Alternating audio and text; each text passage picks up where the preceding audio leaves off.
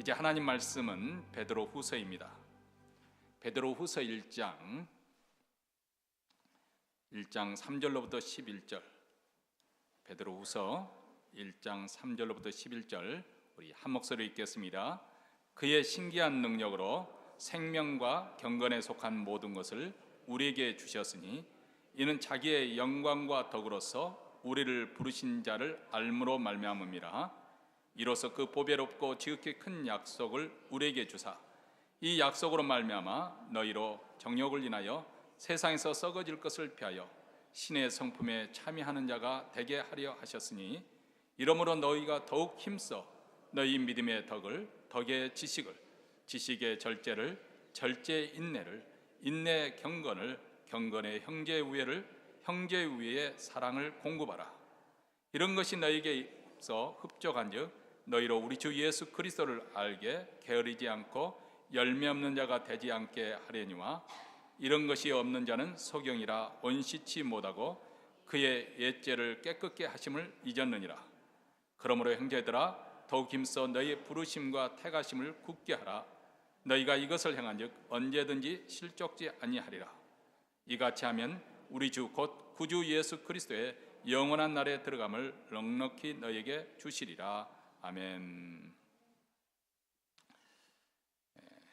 우리는 지난 주일 주말에 또 우리 강사 목사님을 통해서 아주 설득력 있는 복음에 대한 메시지를 들었습니다.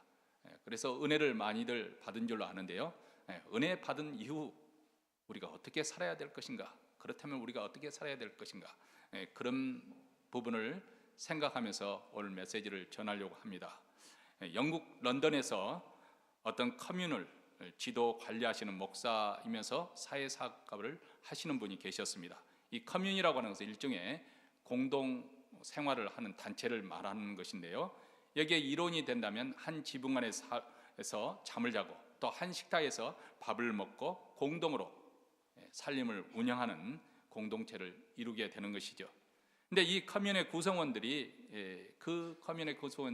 기독교인들이 한 75% 정도 되고, 비기독교인, 신앙을 갖지 않은 무신론자들이 한 25%가량이 되었다고 합니다. 근데 8년 동안 이 커뮤니를 지도하는 그 목사님께서 그 경험한 바에 의할 것 같으면 기독교인들이 믿지 않는 자들보다 더 이기적이고 욕심이 많더라는 거예요. 가령 예를 들어서 물건을 공동으로 구매할 때 어떻게든지 그는 최소한의 돈을 내려고 그렇게 신경을 쓰고, 또 반면에 어떤 혜택이 주어질 때는 가장 먼저 가장 많이 혜택을 받으려고 하는 자들이, 이상하기도 신앙에 열심히 한다는 사람들, 그렇게 열심인 사람일수록 오히려 공동체 생활에서 가능한 희생을 적게 하고 또 양보를 적게 하면서 또 권리는 더 많이 누리려고 하는 참 이상 현상을 경험했다는 것이죠. 여러분도 이상하지 않아요?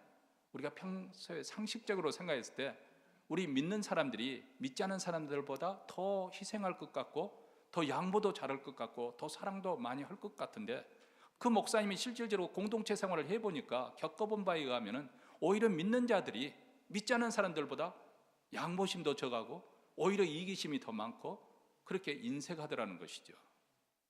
그래서 자기 자신도 기독교 목사이기 때문에 왜 이런 현상이 생기는가, 그 이유가 무엇일까, 나름대로 생각을 해보고 그 내린 결론이 이것입니다. 그것은 뭐냐면, 우리 기독교인들은 평소에 사랑, 희생, 섬김, 그리고 친절, 이것을 많이 외치다 보니까 그만 그 자기 말에 도취가 되는 거예요. 그것이 배가 부르는 거예요. 그래서 실질적으로 그것을 행하면서 살아야 되는데 행하지도 않으면서도 자기는 이미 그런 것에 대해서 잘하고 있다고 착각 아닌 착각을 하면서 신앙생활을 하더라는 것이죠.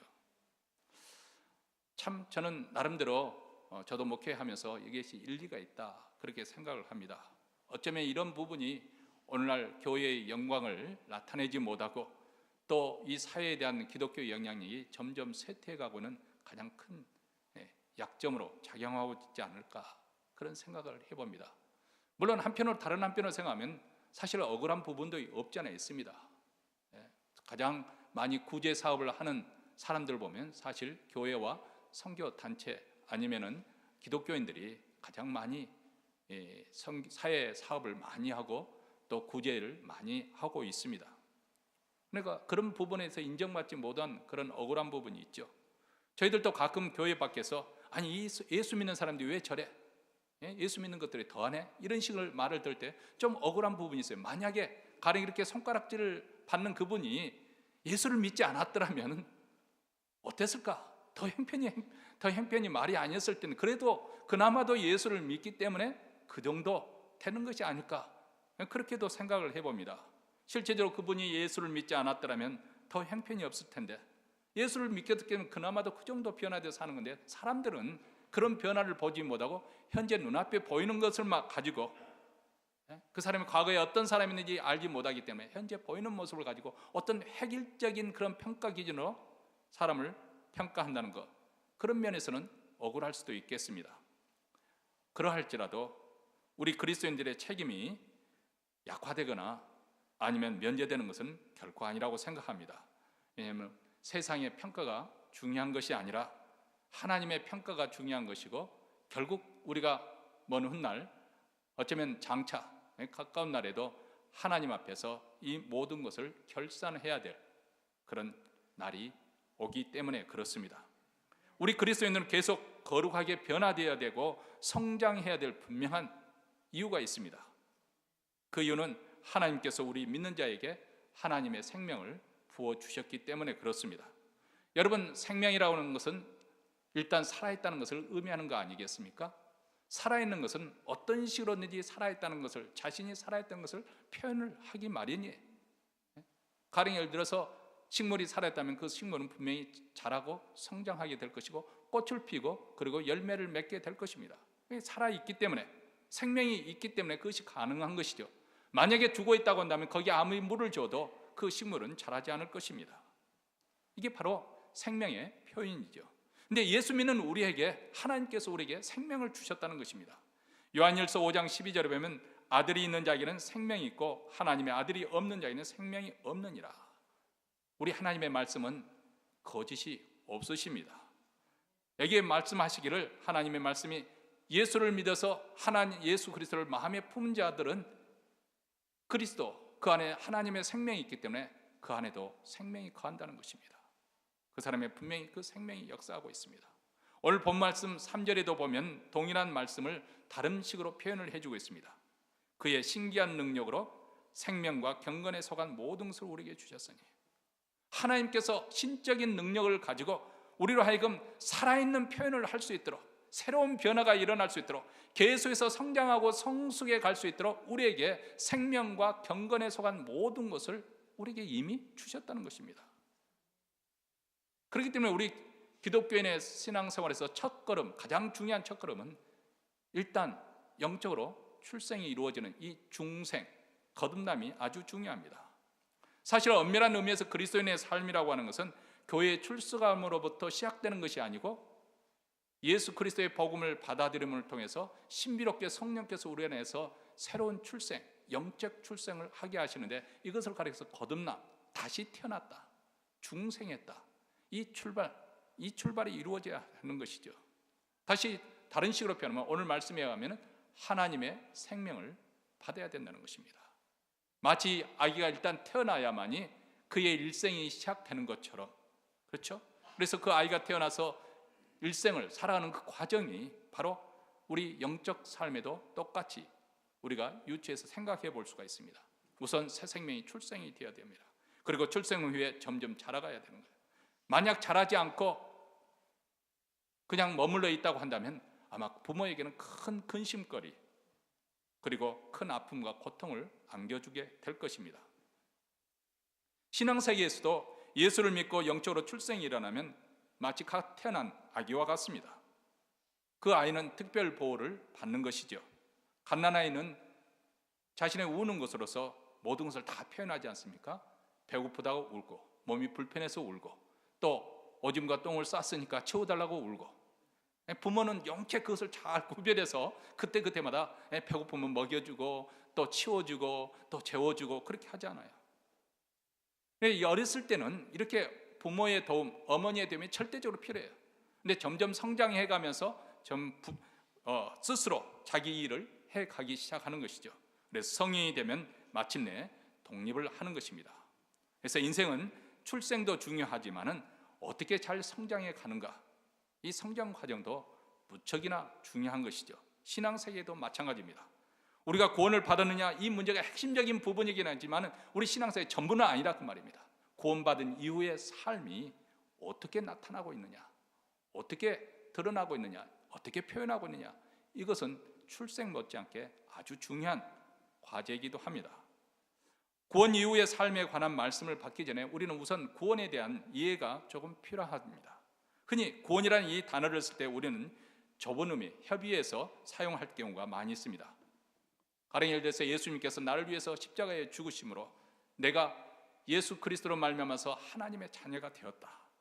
그래서 구원받았다 하면 내가 용서를, 죄의 사함을 받았고, 그리고 이제는 죽어도 천국에 가게 되었다. 이런 의미에서 구원을 우리는 많이 받아들입니다. 근데 성경에 보면은 이 구원의 의미는 더 폭넓게 사용을 많이 합니다. 구약 성경에는 원수로부터, 적으로부터 우리를 건져주는 것, 이것 또한 구원이기도 하고, 병에서 고침을 받는 것, 이것도 구원이기도 합니다. 근데 이런 영적인 세계에서 구원에 있어서는 예수를 믿어 우리가 가는 천국, 이것이 확실하다, 이거 외에도 더 많은 부분이 있습니다. 죄와 허물 가운데 우리는 지금 있지만은 우리는 지금 죽어도 천국에 갑니다. 그러나 매일매일 삶 속에서 우리가 죄로부터 완전히 면제된 것은 아닙니다. 아직 우리는 완전한 거룩에 이르지 못했습니다. 그래서 우리는 매일 죄와 싸워야 됩니다. 이런 의미에서 구원은 현재도 진행 중이다. 우리는 그렇게 생각할 수가 있습니다. 우리가 예수를 믿음으로 알면서 이미 우리의 구원은 확정된 것이고, 우리가 오늘 죽어도 천국에 가지만은, 그러나 우리는 어제 사는 것이 아니고 또 내일 사는 것이 아니고 오늘 살아가는 거예요. 오늘 또 우리가 싸워야 될 싸움이 있는 거예요. 근데 우리가 싸워야 될 오늘 죄와의 싸움, 세상과의 싸움, 죄의 세로부터 싸움부터 매일 건짐을 받을, 이게 바로 십자가의 은혜지요.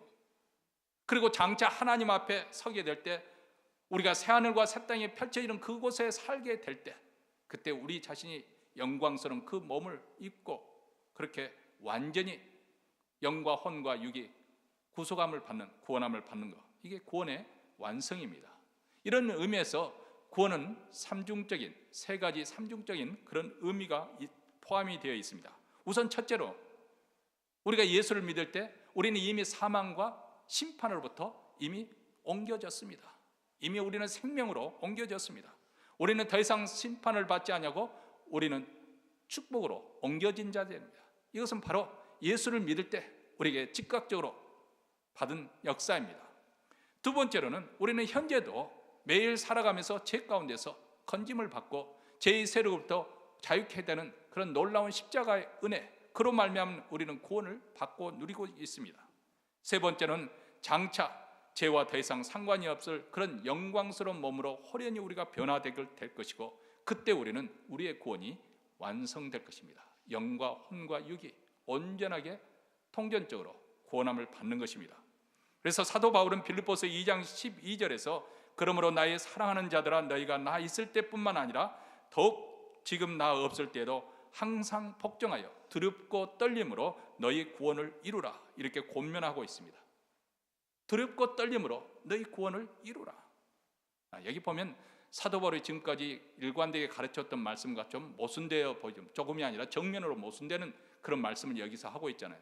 사도 바울은 지금까지 너희 의로서, 너희 행위로서 구원받을 자는 아무도 없다. 하나님 앞에 자기 의로서 망한 자들이 바로 이스라엘 백성들이 아니냐. 너희들은 오직 믿음으로 말미암아 구원을 얻을 수 있다. 이게 바로 사도 바울의 일관된 가르침이거든요. 그런데 오늘 말씀에는 두렵고 떨림으로 너희 구원을 이루라고 그렇게 말씀합니다. 무엇이 잘못된 것일까요? 이 빌립보서 2장 12절은 여기서 말씀하고 있는 구원이라는 것은 좁은 의미에서 구원이 아니라 이미 우리가 설명을 했지만 넓은 의미에서 우리 구원의 완성, 우리 구원의 완성, 성화의 최종점인 영광스러운 그 단계를 지금 말씀하고 있는 거죠. 그런 관점에서 우리가 그 영광스러운 그 몸으로 호련히 변화될 그 완성점을 향해서 우리가 매일매일 죄와의 싸움 통해서 우리 거룩을 위해서 싸워나가는 이 구원을 이루어 가라는 것입니다. 다시 더 쉽게 표현을 하자면 여기서 말씀을 할 때 이 영어 성경에 보면 work out for your work out이라는 말을 단어를 썼어요. work for your salvation. 너희 구원을 위해서 일하라는 것이 아니고 work out. 다시 말해 이것은 무엇을 말하냐면 우리에게 이미 근육을 가지고 주어졌잖아요. 근데 근육을 잘 단련을 시키면 튼튼하게 되는 것이고 근육을 전혀 쓰지 않으면 근육이 퇴화되어 버리는 거죠. 그리스도의 삶, 우리는 이미 구원을 받은 사람이지만은 그 구원받은 자로서 삶을 우리가 충실하게 살아내면 그 구원의 삶의 내용이 풍성해질 것이지만은 우리가 만약에 구원받은 이후에 신앙생활을 제대로 하지 못하고 하나님과의 그 관계, 신령한 관계에서 소홀하게 되면은 아주 형편없고 빈약한 열매를 맺지 못하는 그런 삶이 되어버릴 거란 거예요. 그러니까 사도 바울이 여기서 말씀을 하면서 work out, 너희들이 받은 구원의 그 내용을 펼쳐내라는 거예요. 살아가라는 거예요. 그것을 드러내라는 거예요. 그것을 위해서 노력하라는 것입니다. 이런 의미에서, 넓은 의미에서 어떻게 보면 우리가 점점 거룩하게 변화되는 그런 성화를 지금 말씀하고 있는 것이죠. 어떻게 보면 우리 그리스도인의 삶, 이 구원 이후의 삶에서 거룩에 실패하는 원인 중에 하나가 이 구원의 의미를 잘못 오해하는 데서 시작되는 것이 아닌가 생각합니다. 그래서 많은 사람분들이 구원을 의식적으로는 그렇게 말하지 않는다고 하지만은 가만히 살아가는 그 내용을 보면 내가 구원을 받았기 때문에 오늘 죽어도 천당에 간다. 마치 그것을 천당에 가는 티켓을 받아들고 이제 정류장에서 천당 가는 열차만 타기만 되는 그런 정도로 수준에서 생각을 합니다. 근데 한번 생각을 해보세요. 하나님께서 자신의 독생자, 하나님의 아들이신 성자 하나님이 이 땅에 보내주셔서 그분이 그 자신의 영광을 버리고 이 땅에 오셔서 우리같이 죄의 모습으로 이 땅에 오셔서 우리 죄를 위해서 십자가에 죽으신 목적이 겨우 그뿐이겠습니까? 과연 하나님의 아들이 이 땅에 오신 그 목적이 이런 좁은 의미의 구원을 위해서만 위한 것일까요? 결코 그렇지 않습니다. 구원받은 이후에 이 세상에서도 우리는 하나님의 자녀답게 살도록 할 목적으로 우리 주님은 오셨습니다.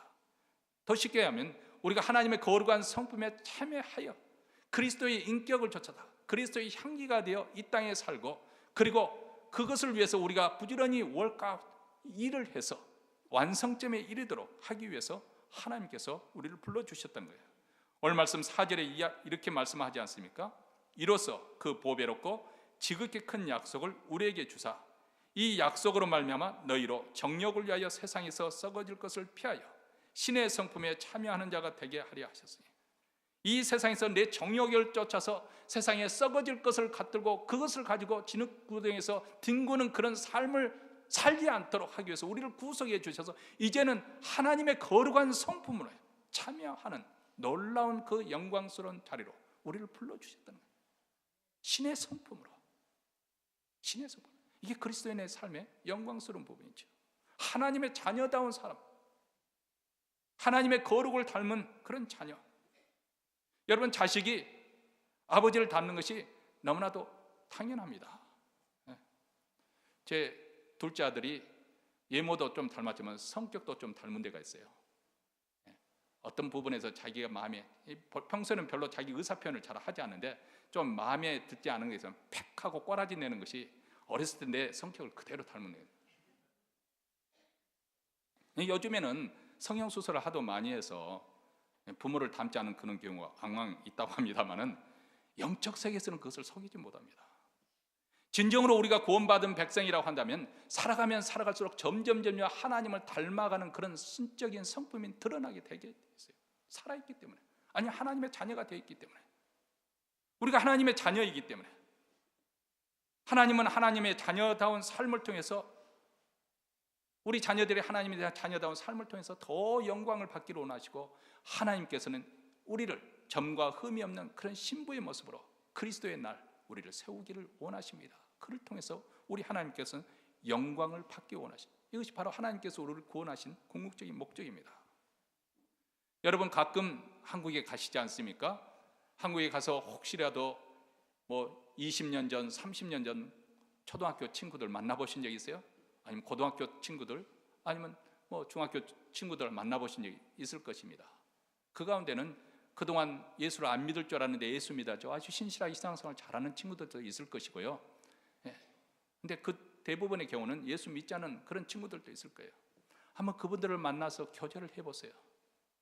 내가 이곳에 신앙생활 할 때는 예수 믿는 것이 뭐 대단하지 않은 걸로 생각을 했었고, 왜 나는 이렇게 변화가 없지? 내가 예수 믿는 건가? 이렇게 의아심을 했던 내 자신도 그 친구들과 만나서 대화를 한 10분만 해보면 예수 믿는 것이 얼마나 놀랍고 얼마나 놀라운 변화를 내가 받고 있는 것인가 하는 것을 금방 알 수가 있습니다.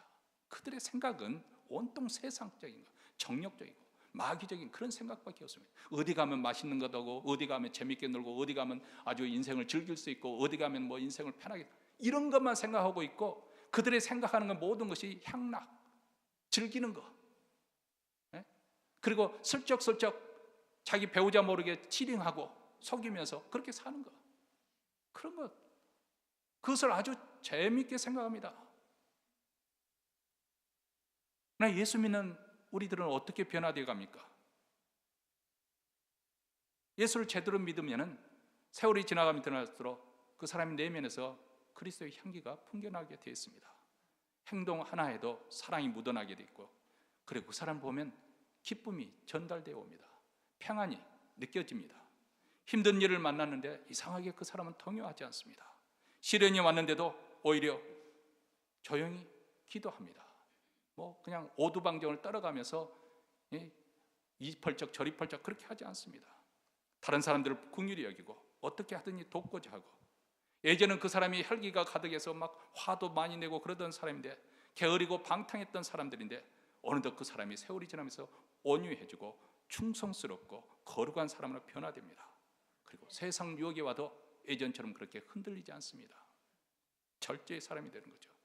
이처럼 점점 변해서 그리스도의 형상을 닮은 그리스도의 사람을 변화하는, 이 과정을 가리켜서 우리는 성화라고 하는 것이고, 이 성화도 넓은 의미에서 구원에 포함되는 것이죠.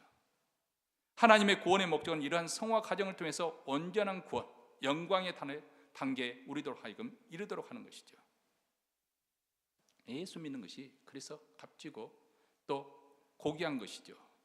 왜냐하면 예수 믿는 사람은 하나님의 성품에 이르는 그 약속을 받았고 거기에 참여하였고, 그렇게 되어가는 데 필요한 모든 것, 생명과 경건에 속한 것을 이미 약속받았고 또 선물로 받았습니다.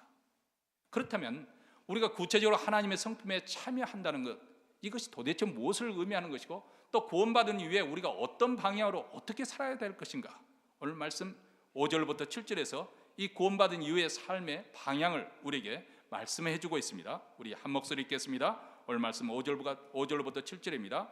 이러므로 너희가 더욱 힘써 너희 믿음의 덕을, 덕의 지식을, 지식의 절제를, 절제의 인내를, 인내의 경건을, 경건의 형제의 우애를, 형제의 우애의 사랑을 공급하라.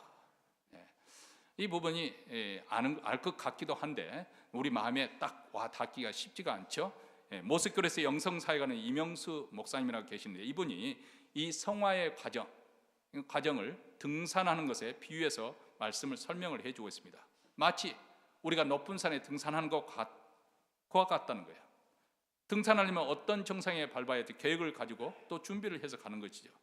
근데 사도 베드로가 제시하는 하나님의 성경에 참여하는 과정이 마치 이렇게 산에 오르는 것 같았는데, 오늘 말씀에 보니까 8가지 단계가 있다는 것을 제시하고 있죠. 그런데 그 8가지 최종 단계는 무엇이라고 했습니까? 사랑이라고 했습니다. 그리고 정상에 오는 첫 지점은 믿음에서 출발하는 거예요. 그래서 믿음에서 출발해서 사랑의 이 정상이라는 8가지 그 과정이 우리가 성화되는 과정이고, 또 우리가 하나님의 성품을 닮아가는 신의 성품에 참여하는 그런 과정이기도 합니다. 우선 첫 번째로 하나님의 성품이라는 이 정상의 출발점은 믿음입니다. 믿지 않는 사람들의 출발점도 믿음이 있습니다. 나는 아무것도 믿지 않아요, 그렇게 말하는 사람들 종종 만나잖아요. 그렇죠? 맞습니다. 그 사람들은 아무도 믿지 않아요. 신을 믿지 않습니다. 근데 믿는 거 그들도 있습니다. 무엇을 믿을까요? 자신을 믿습니다. 자신의 힘, 자신의 노력, 자신의 지혜, 자신의 처세술, 자기가 노력을 하면은 내가 원하는 거 얻을 수 있다, 자기를 믿는 것이죠. 근데 우리 믿는 사람들은 우리의 출발점을 내 자신을 믿는 데 두는 것이 아니라 하나님께 두는 거예요. 하나님을 믿는 믿음에 두는 거예요. 하나님께서 내게 그리스도를 통해 새 생명을 약속해 주셨고, 또 그 생명에 참여해 주셨고, 또 그렇게 되어갈 수 있도록 하나님께서 내게 필요한 모든 것을 공급해 주실 것이라는 이 믿음, 여기에 바로 우리 출발점이 있습니다. 여러분, 집을 지을 때 가장 중요한 것은 무엇일까요? 기초입니다. 눈에 보이지는 않지만은 그 기초가 잘 때, 높이 건물을 지으면 지을수록 그 기초는 더 튼튼해야 됩니다. 예수님께서 우리 인생의 비유를 댈 때 두 집을 비유해 주셨어요. 하나는 반석 위에 지은 집이 있고 다른 하나는 모래 위에 지은 집이 있어요. 겉모습은 다 똑같아요. 다 멋있습니다. 그런데 언제 그것이 드러나느냐? 인생의 위기가 닥쳤을 때 어디 반석 위에 그것을 집을 지었는가 드러난다는 거예요. 홍수가 나고 창수가 거칠게 때 모래 위에 지은 집은 무너지는 소리가 심하게 무너질 것이고 반석 위에 지은 집은 여전히 굳건하게 서 있을 거라는 것입니다. 기초가 이렇게 중요한 것이죠. 근데 우리가 새로운 삶의 집의 기초를 지을 때 그 기초는 내 자신이 아닌 하나님께 둬야 된다는 것입니다. 많은 사람들이 새로운 삶에 실패하는 가장 큰 원인은 하나님께 묻지 않고 자기 자신 아니면 세상적인 그 어떤 것을 그 기초를 두기 때문에, 내가 이렇게 열심히 일해서 돈을 모아놨으니까 이제는 내가 노후를 편하게 먹고 즐길 수가 있겠다. 얼마 전에 설교 들었잖아요. 미련한 이 부자의 이야기. 이 어리석은 자여, 내가 오늘 밤 내 생명을 찾으면 이 모든 것이 누구 것이 되겠느냐. 이렇게 자기 자신이나 자기가 가지고 있는 그 어떤 그것에 믿음을 두고 있는 사람들은 얼마나 불안정한 삶을 살고 인생을 살고 있는지 모릅니다. 근데 하나님 외에 이렇게 다른 것에 의존하는 사람은 세상 유혹이나 시험이나 아니면 시련이 홍수가 져서 그 집을 칠 때 큰 소리로 무너져 버립니다. 그래서 우리는 하나님께 대한 믿음으로 우리 삶의 출발점을 삼습니다. 이렇게 믿음으로 시작된 새로운 삶의 다음 단계는 덕입니다. 여기서 덕이라고 하는 것은 영어 성경에 보면 goodness로 그렇게 표현을 했습니다. 선함, 착함. 이거에 왜 우리가 성화되어가는 과정에서 필요한 것인가? 근데 제가 목회를 해보니까 이 중요성을 알겠어요. 혹시라도 이 말을 듣고 목사님이 나를 두고 탁켓하는 거 아닌가? 시험이 들지 않고, 우리 교회는 그런 분은 없습니다. 들으세요. 목회를 해보면 이것이 얼마나 중요한가 알겠어요. 소위 말하면 뺀질뺀질하는 분들은 은혜를 못 받아요. 은혜를. 계산적이고 약삭빠르고. 근데 이 선함, 착함은 말 그대로 어떤 진리에 대해서 어떤 그 편견을 갖지 않고 그대로 수용하고, 마치 스펀지가 물을 빨아들듯이 그대로 은혜를 받을 때 그대로 흡수를 하는 거예요. 근데 굉장히 그 인생을 살 때 있어 그 야가 빠진 사람들 있잖아요. 닳고 달아가지고 아주 세상 할 때는 처세서 잘 싹싹싹싹. 우리 목회자들도 그런 분들이 계십니다. 아주 출세의 사닥대를 잘 자기 정석대로 해가지고 딱 그렇게 올라가는 분들이 계세요. 어느 것이 출세인지 잘 모르겠지만은 내 눈에는 그렇게 보이더라는 것이죠. 이런 건 방송에 나가면 안 될 텐데. 여러분, 좋은 밭에 뿌려진 씨는 무엇을 심든지 간에 30배, 60배, 100배의 결실을 맺습니다. 충분한 수분을 주면서 씨앗 속에 숨기는 그 생명을, 그것을 펴내내도록 하는 것이죠. 그 본체를 드러내게 하는 것입니다. 근데 아무리 좋은 씨라도 돌밭에 뿌려졌거나 잡초에 뿌려졌거나 길가에 뿌려졌다고 한다면 풍성한 수확을 기대하기가 어렵습니다. 이처럼 선한 마음, 착한 마음에 믿음이 심어질 때 그것이 쑥쑥 자라서 좋은 결실을 맺게 되는 것입니다. 덕이 필요한 거예요. 덕이 결핍되는 것은 결코 아름다운 신앙의 열매를 기대하기가 어렵기 때문에 그렇습니다. 그 다음 우리에게 중요한 것은 지식입니다. 산을 오르는 사람에게도 지식이 필요합니다. 이 지식은 사물을 바르게 보고 판단할 수 있는 그런 안목을 말하고 있는 거예요. 만약 우리가 잘못된 지식을 가지고 있거나 어떤 편견과 아집에 사로잡혀 있다면 우리는 전혀 우리의 목적하는 바와 다른 곳으로 빠져버리고 맙니다. 올바른 지식만이 우리로 하여금 산의 정상에 인도하는 것이죠. 잘못된 지식은 곁길로 빠져 결국 보면은 낙오가 되어버리는 거예요. 간혹 본인은 열심히 신앙생활을 한다고 하는데 이상하게 믿는 사람들이 간혹 있어요. 참 그런 분들 보면 이제 목사님 하고 무슨 새로운 것을 말해줄 것처럼 이야기하는데 이상한 동영상을 봐도 좀 정상적이고 정말 성경에 대한 통찰력과 인생에 대한 그런 통찰력을 주는 그런 말씀을, 그것도 실력이거든요. 그렇죠? 그것도 실력이에요. 그것을 골라낼 수 있는 사람이 실력이에요. 제가 제 아내가 가끔 어떻게 나 같은 사람하고 결혼했는지 한탄하는 그런 이야기 할 때마다 그런 사람을 내가 볼 수 있는 선택할 수 있는 안목이 있어서 내가 복이지 하고 내가 그렇게 위로를 해줍니다마는, 이게 지식이라고 하는 것은 올바른 지식이 있어야 우리가 정상에 올라갈 수가 있어요. 근데 우리가 잘못 믿기 시작하면 이상한 쪽으로 은혜를 받아도 이상한 은혜를 받는 게 좀 말이 이상하지만 잘못된 쪽으로 나가는 경우가 있습니다. 바리새인들이 그랬습니다. 여러분, 우리는 사물과 사건이나 사람을 그 속에 있는 그 진실을 바라볼 수 있는 그런 안목이 부족합니다. 가령 예를 들어서 어떤 사람의 행동에 대해서 우리는 그것을 보고 들은 것을 가지고 판단을 하지만 그분이 왜 그런 행동을 했는지 거기까지는 우리는 못 봅니다. 그분이 어떤 성장 과정을 거쳤고 그분이 최근에 어떤 일이 있어서 그렇게 행동할 수밖에 없는 그것까지는 우리는 보지 못합니다. 근데 우리가 알고 있는 것, 본 것을 가지고 전부인 것처럼 우리는 쉽게 판단을 해버립니다. 우리가 신앙생활을 잘하게 되면 하나님을 아는 지식이 많아지게 되고 진리에 자유케 되었지만 이런 편견과 선입견과 그리고 이 조급함을 점점 거기서 벗어나게 되는 거예요. 그래서 사물과 사건을 정직하게 있는 그대로 본질을 뚫어볼 수 있는 힘이 점점 더 강해지는 것입니다. 사물을 있는 그대로 보고 그 진실에 바르게 깨달아지는 것, 이게 바로 지식입니다. 이 지식은 우리가 하나님을 알 때만이 얻어질 수 있는 지식이에요. 하나님을 알지 못하면 우리 자신도 알지 못하고요, 우리 자신을 알지 못하면 인생도 알 수 없습니다. 저는 나이가 들어가면 들어갈수록 더 깨닫습니다. 제가 청소년 때부터 예수를 믿는 그 신앙 고백하면서 정말 회심했다고 생각이 되어지지만은 그럼에도 불구하고 하나님 말씀에 더 깊이 들어가면 들어갈수록 내가 얼마나 내 자신에 대해서 무지했던가, 얼마나 내 자신에 대해서 몰랐던가 하는 것을 생각하게 됩니다. 내가 이렇게 악한 존재인가, 내 속에 이렇게 죄가 역사하는 것인가, 그것을 깨닫습니다. 그전에는 그런 것이 다 드러나지 않았기 때문에 보지 못했던 거죠. 그러나 하나님을 알면 알수록 어떤 세상에 대해서, 그리고 상대방에 대해서, 그리고 내 자신에 대해서 정직하게 과대평가도 하지 않고 과소평가 있는 그대로 우리가 평가할 수 있는 그런 실력을 갖추게 되는데, 이것이 바로 하나님을 알음을 통해서 얻어지는 지식의 결과입니다. 그 다음에 필요한 것이 절제입니다. 정상으로 올라가는 길은 절제가 절대적으로 필요한 것이죠. 여기서 말하는 절제라는 것은 내 자신의 진정으로 필요한 것을 무엇인가 그것을 올바르게 깨닫고 올바른 선택을 하는 것을 말합니다. 다시 말하면 우리는 요즘 세상에 하도 매스미디어가 이렇게 발달이 된 그런 영상 문화가 발달된 상황에 살다 보니까 어떤 유행이나 광고나 다른 사람의 여론이나 이 영향에 의해서 쉽게 호도될 수가 있습니다. 근데 이런 것에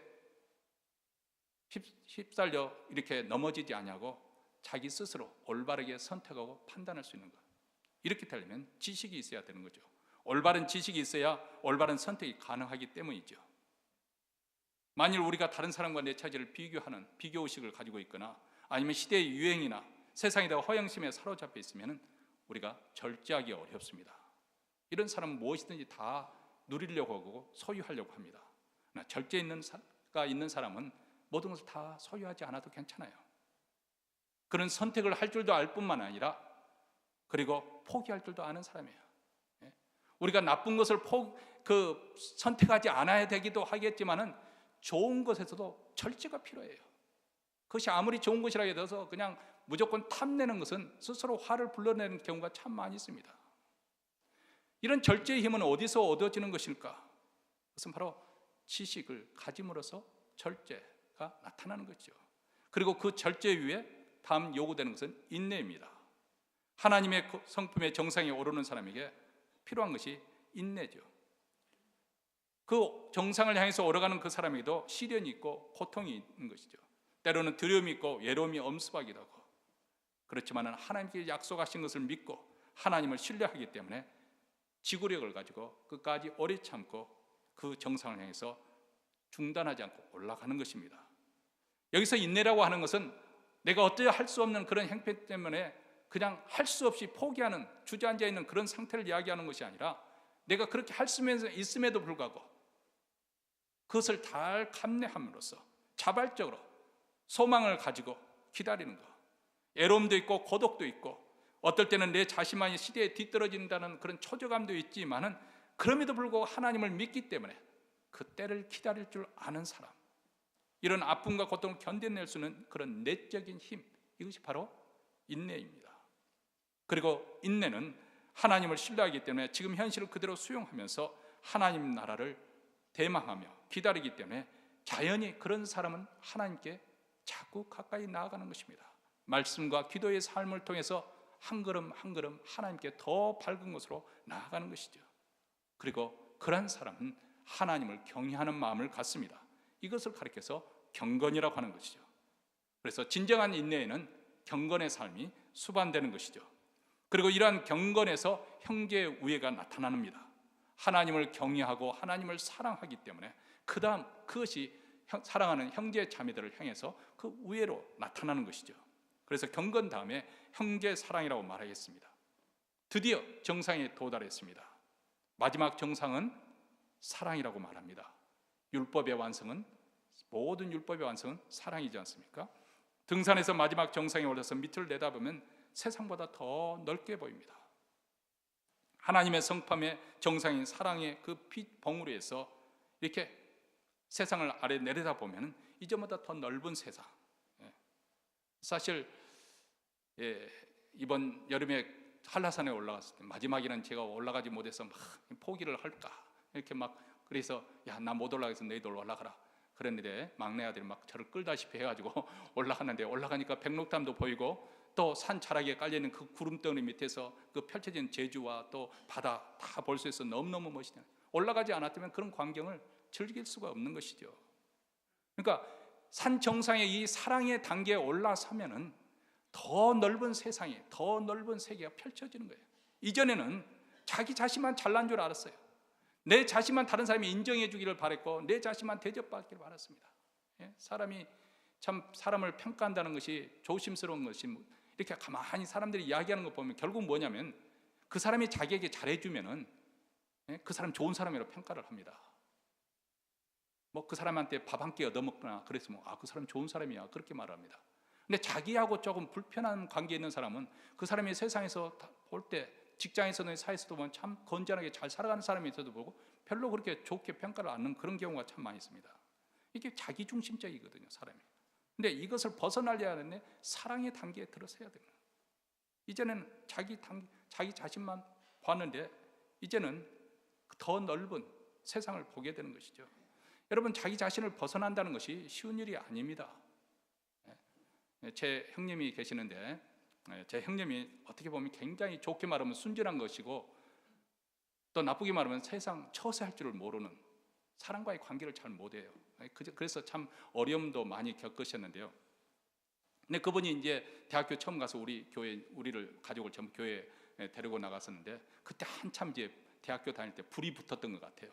그래서 이제 가난하지만 아버님이 정성껏 그 돈을 모아가지고 형님에게 그 당시 그 롱코트 입는 게 굉장히 그때만 하더라도 굉장히 조금 쉽지 않은 일이었거든요.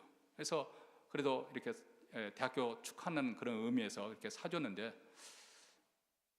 며칠 지나고 난 다음에 그 옷을 입지 않고 아주 추워가지고 막 그렇게 들어오는 거예요. 그래서 오버코트 어디 갔나 그렇게 물어보니까 들어오다가 동네 입구에는 가난한 거지 할아버지 불쌍해서 줬다는 거예요.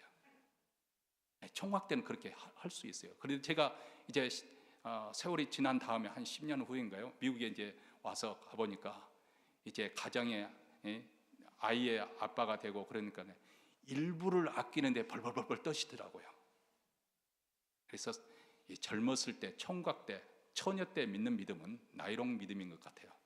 진짜 결혼해가지고 어떻게 신앙생활 하느냐, 이게 참 중요한 것 같아요. 이전에는 우리 자신, 내 중심으로밖에 판단을 못합니다. 그러나 우리가 뒷동네 언덕에 올라서야 형제 자매들이 보이는 거예요. 사랑의 정상에 올라서야 내 자신을 벗어나서 형제를 넘어서 북한에서 굶주리고 있는 형제 자매들을, 동포들이 보이는 것이고, 여기저기서 질병과 굶주림, 전쟁, 그리고 천재지변으로 해서 고통을 받고 있는 이웃들이 보이는 것이고, 그리고 불의와 제약으로 황폐해져가는 이 세상이 눈에 들어오는 것입니다. 사랑의 정상에 오른 사람, 이런 사람들은 그렇기 때문에 이 세상을 살아가면서 지금까지는 내 자신과 내 가정만을 위해서 살았던 사람들이 이제는 사회적인 책임감도 가지고 이웃의 어려움에 대한 책임감도 키워가는 것이죠. 그래서 정상에 오래 머무르지 않고 다시 섬김의 자리로 내려와 섬기는 사람입니다. 바로 예수님이 그런 삶을 사셨어요. 우리 주님은 변화산에서 호련히 변화되어서 정말 이 세상이 더 이상 하얗게 할 수 없는 그런 영광스러운 모습으로 변화됐잖아요. 그래서 베드로가 너무너무 멋있어가지고 주님 여기가 좋사오니 여기에 초막 셋을 짓고 하나는 주님을 위해서, 하나는 엘리야를 위해서, 하나는 모세를 위해서 여기서 삽시다. 우리 주님이 내려가자. 그래서 기슭 밑으로 내릴 때 그 상기석에 내려오니까 어떤 일이 있어요? 귀신들을 위해서 막 발광을 하는 아이를 발견하시잖아요. 이 난장판이 되는 이 세상, 그 세상을 고치려고 우리 주님이 이 땅에 오신 것이죠. 섬김을 받으러 이 땅에 오신 것이 아니라 자신의 목숨을 대속제물로 내어놓으시고 이 섬김의 삶을 살기 위해서 이 땅에 오셨습니다. 여러분, 우리 그리스도인의 영광의 자리는 어디 있는가? 잘 생각하셔야 됩니다. 이것을 잘못 생각하면 여러분 신앙생활할 때 큰 시험을 받을 수가 있어요. 우리는 자꾸 세상적인 그런 세속적인 생각의 연장성에서 신앙생활을 잘하면 하나님께서 나를 영광스럽게 사람들로부터 대접받고 사람들에게 인정받고 세상에서 잘 나가게 하고 아들 딸들도 뭐 쑥쑥 뭐 장가도 잘 가고 시집가도 잘 가고 뭐 성공하고 그래서 부모에 대해 대접도 잘하고 이런 쪽으로 자꾸 우리는 승승장구하는 그런 쪽으로 우리가 축복을 받는다고 생각을 하는데요. 물론 그런 부분이 없지 않아 있습니다. 그것이 잘못됐다는 것도 전혀 제가 부정하지 않습니다. 하나님께 주신 분복이 있죠. 근데 그것이 궁극적인 것 아니에요. 신앙의 정상은 어디 있는가? 우리 주님처럼 섬김의 자리에 내려가는 것. 십자가가 가장 영광스러운 자리예요. 이게 세상 사람들이 가려져 있고 우리 믿는 사람들은 오늘날 가려져 있어요.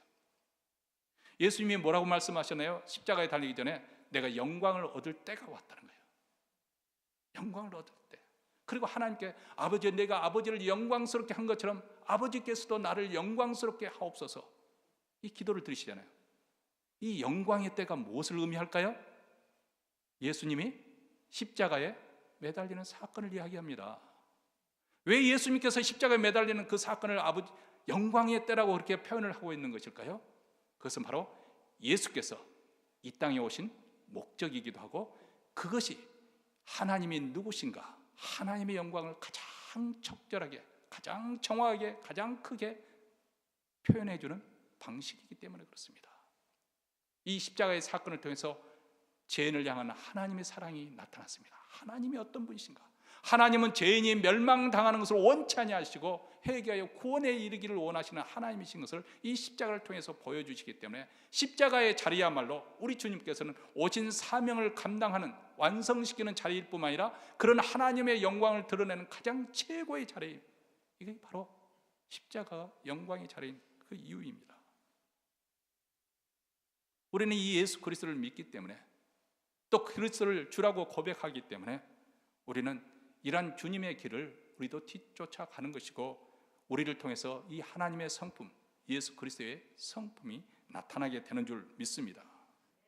우리는 자칫하면 예수 믿는다는 것을 잘못 생각해서 자칫하면 우리 신앙의 나태와 게으름을 합리화시키는 대로 그런 경우가 왕왕 있습니다.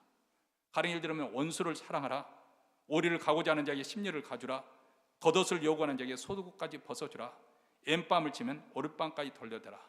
오늘 아침에도 이베브에 들어오기 전에 권사님이 한 분은 가정을 왔어요. 어린아이 안고 뭐 했는데 가만히 눈치를 보니까 이제 좀 동량을 얻으러 구걸을 하러 온 것 같아요. 이럴 때 참 그 갈등이 일어납니다. 이분들을 도와야 되는데 그분들이 도와달라는 것이 진이가 순수하지 않게 보이기 때문에 어떻게 해야 되는가?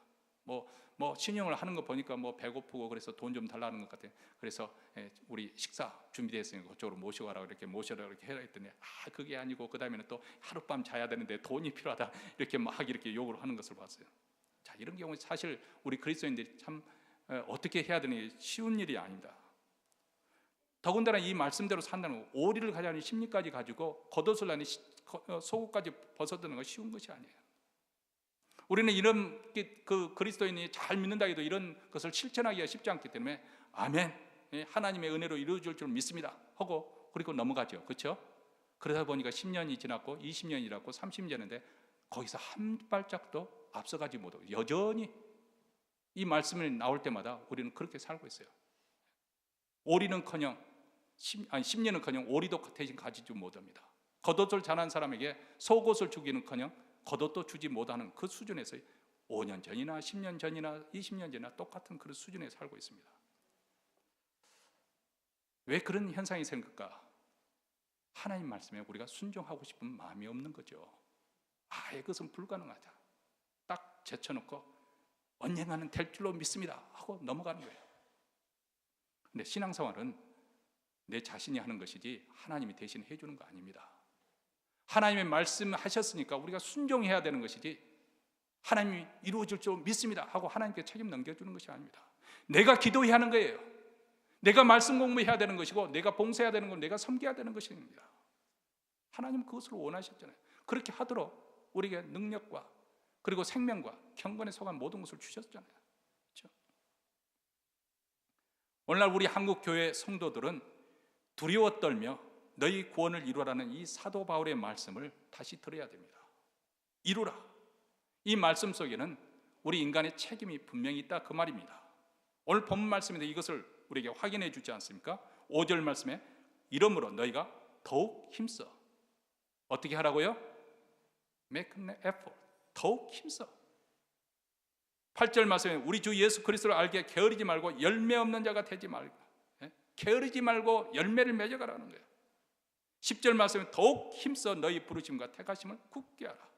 우리가 힘써야 되고 우리가 게으르지 말아야 되고 우리가 열매를 맺어야 하고 우리가 굳게 서야 된다는 거예요. 다시 말하면 우리가 노력해서 이 성화의 과정을 걸어가라는 것입니다. 그렇다고 해서 하나님의 은혜 없이도 독자적으로 내가 노력해서 된다 그 말이 아닙니다. 우리는 100% 구원받을 때도 100% 하나님의 은혜가 필요한 사람들이고 또 성화하는 그 과정 속에 하나님의 은혜에 의해서 이루어지는 것이지만 동시에 우리에게 100% 우리의 책임이 있다는 거예요. 그래서 우리가 언제 하나님 앞에 서게 될 때 내가 잘못돼서 하나님께 책망받으면 100% 하나님 이것은 전적인 제 책임입니다. 하나님 말씀에 내가 순종하지 못했기 때문에 이렇게 이 모양 이 꼴이 되었습니다. 이렇게 고백할 수밖에 없는 것이죠. 그리고 내가 잘했다는 칭찬받을 수밖에 없는 칭찬받는 그런 일이 있다면 100% 이것은 하나님의 은혜입니다. 하나님께서 이 모든 것을 나로 하여금 가능케 하신 이 두 가지 고백밖에 없습니다. 하나님을 믿고 성령님을 의지하여 적극적으로 하나님이 원하시고 기뻐하시는 행을 그 일에 우리로 하여금 협력하라는 거예요. 힘써라는 것입니다. 성경은 우리에게 두 가지 경계선을 분명하게 두 가지 울타리를 분명하게 그어주고 있습니다. 하나는 예수를 믿고 확신에 없어가지고 내가 구원 받았을까? 이래도 내가 하나님의 자녀일까? 늘 전전긍긍하면서 두려워하는 분들에게 주시는 말씀이 있습니다. 요한복음 10장 28절로부터 29절 말씀. 내가 저에게 영생을 주노니 영원히 멸망치 아니할 터요 또 저희를 내 손에서 빼앗을 자가 없느니라. 저희를 주신 내 아버지는 만유보다 크심에 아무도 아버지 손에서 빼앗을 수 없느니라. 자, 우리의 구원이 하나님의 손으로 이루어진 것이기 때문에 그 무엇도 이 하나님의 손에서 빼앗을 자가 없다고 그렇게 말씀합니다. 이런 내 구원이 확실한지 항상 그것이 두렵고 또 내가 하나님의 사랑에 대해 확인을 못해서 늘 불안해하는 사람들에게 주시는 참 놀라운 위로의 말씀이며 확신의 말씀입니다. 오히려 어떤 의미에서 이렇게 걱정하는 사람들은 정말 제가 볼 때는 하나님의 자녀가 거라고 저는 생각을 합니다. 왜냐하면 그 사람이 정말 그런 변화가 있지 않고서야 염려할 필요가 없는 거거든요. 오히려 아무 나에게 신앙생활은 문제가 없다고 생각하는 사람이야말로 더 위험할 수가 있어요. 그 사람이 정말 그리스도인지 점검해야 보아야 될 사람이라고 생각합니다. 나는 예수 믿고 구원받았으니까 어쨌든 내가 천국 간다 하면서 안일하게 나태하게 그러면서 여전히 죄의 길에서 벗어나지 못하고 거기서 머물러 있는 사람이라고 한다면 하나님께 우리 주님께서 하신 말씀을 경청하시기 바랍니다. 나더러 주여 주여 하는 자마다 천국에 다 들어갈 것이 아니요 다만 하늘에 계신 내 아버지의 뜻대로 행하는 자라야 들어가리라. 에베소 5장 5절 말씀입니다. 너희도 이것을 정령이 알거니와 음행하는 자나 더러운 자나 탐하는 자 곧 우상 숭배자는 그리스도와 하나님 나라에서 기업을 얻지 못하리니. 요한계시록 22장 15절 말씀입니다. 개들과 술객들과 행음자들과 살인자들과 우상 숭배자들과 및 거짓을 좋아하며 지어내는 자마다 성 밖에 있으리라. 하나는 불안해하고 염려하는 사람들에게 확신을 주면서 염려하지 말라, 두려워하지 말라, 내가 너와 함께 하겠다, 너의 구원을 내가 확실하게 이루었으니까 아무도 빼앗아가지 못할 거야, 이렇게 확신을 주는 그런 말씀이 있는가 하면 안일하게 나태하게 신앙생활을 하는 자들에게 두려워하라는 거예요. 염려해보라는 거예요. 내 자신의 구원이 확실한 것인지 점검해보라고 우리에게 말씀을 하고 있습니다. 경고의 말씀을 합니다. 하나님의 말씀을 듣고 경성에서 하나님의 말씀을 의지하고 성령의 도우심으로 매일매일 거룩을 향해서 나아가는 사람들, 믿음의 덕의 지식을, 지식의 절제를, 절제의 인내를, 인내의 경건을, 경건의 형제의 우애를, 형제의 우애에 사랑을 더해가는 사람들, 이런 분들에게 우리 주님께서 약속하신 말씀이 있습니다. 11절 말씀입니다. 우리 함께 읽겠습니다. 11절. 이같이 하면 우리 주 곧 구주 예수 그리스도의 영원한 나라에 들어감을 넉넉히 너에게 주라. 넉넉히 너에게 주시리라. 부족함이 넉넉히 너에게 주시리라. 이런 정상에 올라서기를 주의 이름으로 축원합니다. 기도하겠습니다.